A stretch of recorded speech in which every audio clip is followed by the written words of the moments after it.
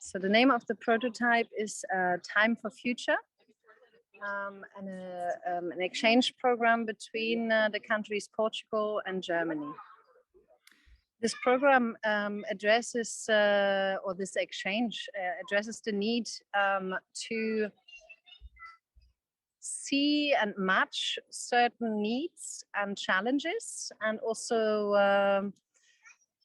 at first the need to, in fact, allow the players for addressing those challenges to really take time. In this case, it goes to towards a residency program to invite people to certain places in Portugal and Germany, to allow the people in those places to share their challenges and to have those people invited address the challenges through research and then also prototyping.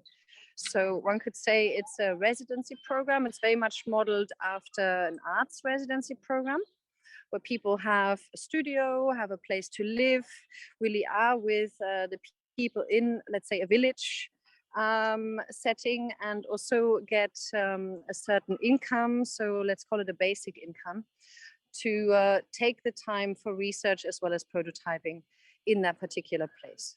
There was already a residency that was held in the northeast of Germany, and that's also where this idea spans from, to elaborate on this residency, because we feel that certain challenges can be matched in places all around Europe.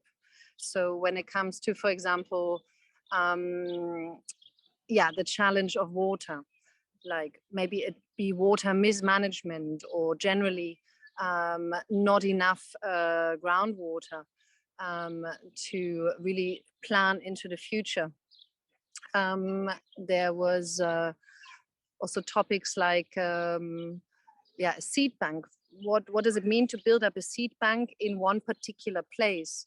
Like, what is the knowledge of the people there? How have they cared for their ancestral, or how do they care for their ancestral knowledge? What have they inherited?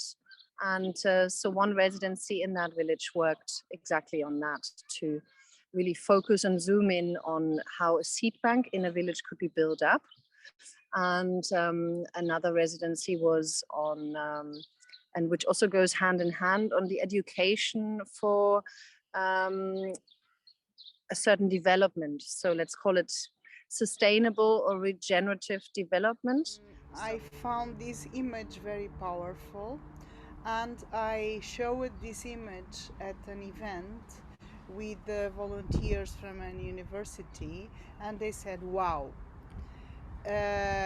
because this translates, in my view, what Anja was saying about time for future and about priorities. We have been thinking otherwise. We have been considering economy as the center of the universe, and it is not. If we do not have water and biodiversity, we will not have anything. This sustains society, and this sustains economy, and economy is a tool to serve society, which is held by the biosphere. And that what we discussed more or less in the events. The events were fantastic because Anja, she was able to engage a lot. Hey, Anja is back, so she Anja is back, think yeah. of the events she organized and how she engaged so many people and enthusiasm. Please go ahead, Thank you so Anja. much. That's very true. It's still in process, but let's start at the end. The feedback was really good, because we had, of course, a diverse group of people from different backgrounds, but also from Germany and Portugal, meeting on a similar topic, on an interest that everyone has.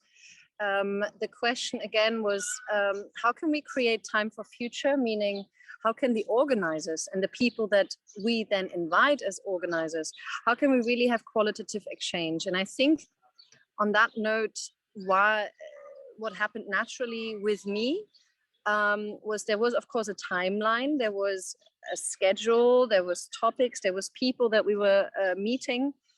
But what I didn't do this time was to hold to the schedule.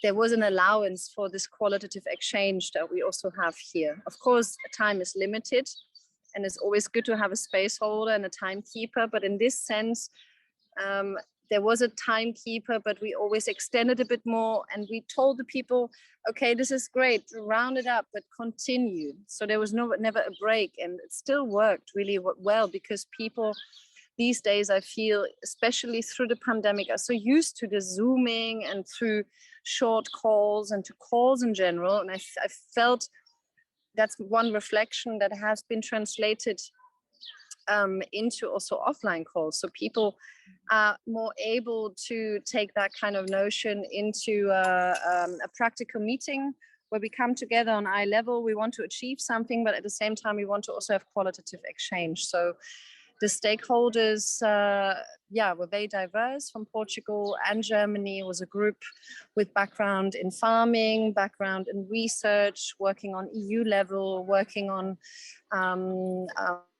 local level, organizing markets and festivals, people that have a background in writing, in fundraising. So it was really a very diverse, wonderful group. And we are really looking forward to continue this. And I feel it was almost like an offline version of these calls here. So to travel, to move to places, to meet different stakeholders, have a sort of core group, but always bring different people in during the day was very vital. So there was some kind of vitalism throughout those days, but at the same time, a certain value holding, let's say. So everyone was there to learn, everyone was there to have their ears and eyes open, and everyone was humbled, I think, by each other a lot. I think that was really also maybe after the pandemic, again, also maybe a reflection. It's a special moment to come together in such a setting after so long online, and also after feeling probably a bit restricted in our doings. It was very valuable. And I can just say I would really like to continue this. I feel just 3 days of bringing 20, 25 people on different days together it can't be replaced by anything else. So this is really, really the learning. And I'm really, really happy and looking forward to share short videos, photographs. We also had a filmmaker with us who will do a documentary about this.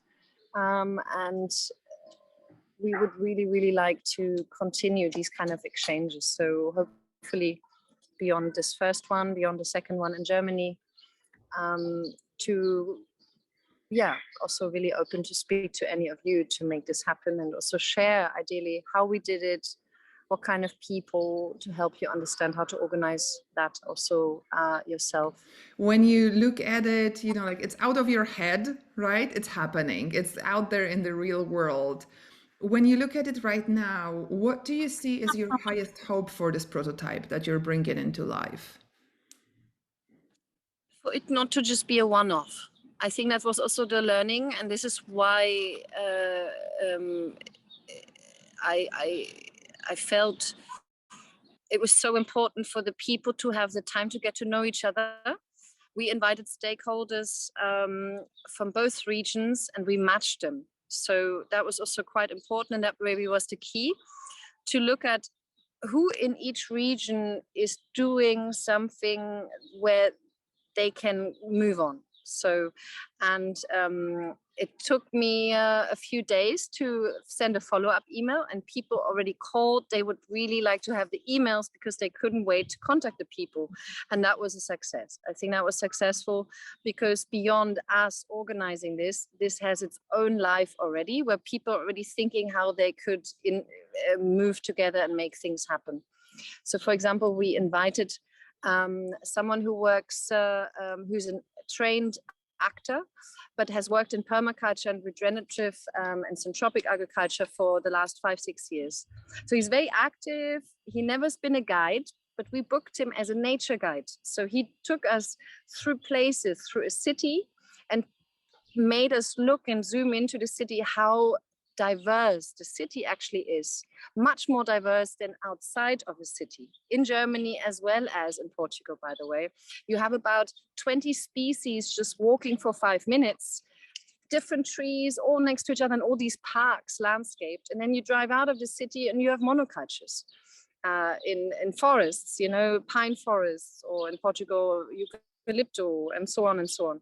And this was really vital, and he immediately got more bookings through that. So it was really, that was nice to match the stakeholders from the different regions, so they can form a kind of a team almost. And I think we can work on that more, match them even more and better, and really have we didn't have a stakeholder for all of them, but for the most a matching.